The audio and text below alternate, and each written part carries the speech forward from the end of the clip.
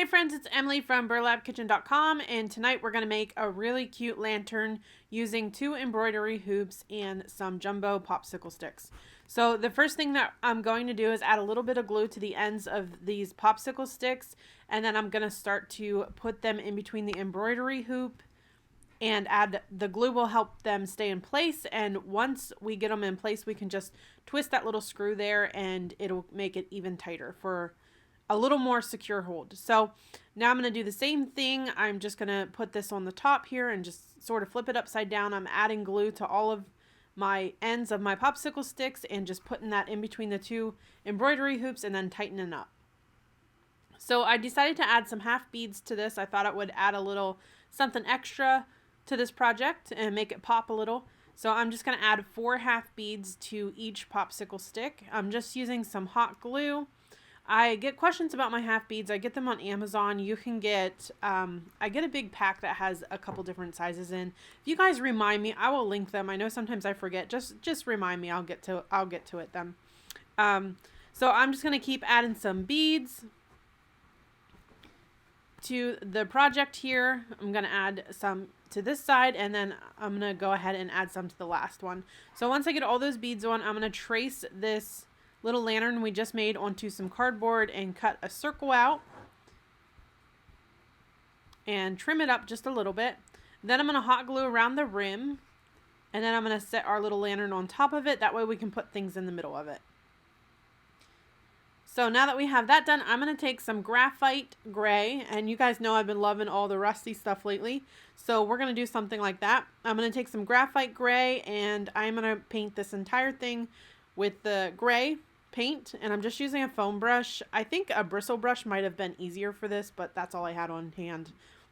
I only have one good bristle brush right now. I need to get some more. So now I'm going to take some silver metallic paint, and I'm going to just add it random spots throughout the project here. And again, I'm using another foam brush for that, and I'm just putting it randomly all over the project. That's looking pretty good. And then I'm going to make sure that's dry. And then I decided to try something a little different tonight. I'm going to take some chalk paint and a dry brush or a chip brush and just dry brush it right onto my project. I just wanted to see what that would look like, and I actually love how it turned out. And if you don't like this technique, of course, you can just paint your lantern whatever color you'd like. So then I'm taking some baking soda and some brown paint, and we're just going to mix it together and dab it on my lantern here anywhere that I want rust to be. So I'm just going randomly all around the project. I want to make sure it looks like natural rust. So I did the bottom good there. I'm going to do the underside here of the popsicle sticks. And again, just all over the project with this. I love how this looks. It gives lots of texture, this brown, mixing it with the baking soda. It gives your project lots of texture and actually looks like a real rust. So we're going to add a little bit more. It's starting to look pretty good. And then I'm just going to add a little bit here to the center so everything matches. And then I'm going to give it a quick dry. So then I decided to take some greenery, and I'm just going to snip that and add it right there in the middle. And I didn't even hot glue it because I want to switch it out for seasons. And then I'm going to take a thick piece of rope. This rope came from Dollar Tree. And I'm just going to tie it on the ends for my little handle. There's all kinds of different things you could probably do with this. You could probably add wire, whatever you can come up with. And then I'm just going to snip it. And then I'm going to add a candle here to the center here in a second.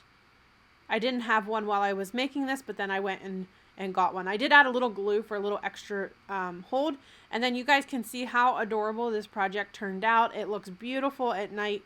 I hope you guys enjoyed this project. For more fun DIYs just like this, please visit burlapkitchen.com. Thank you.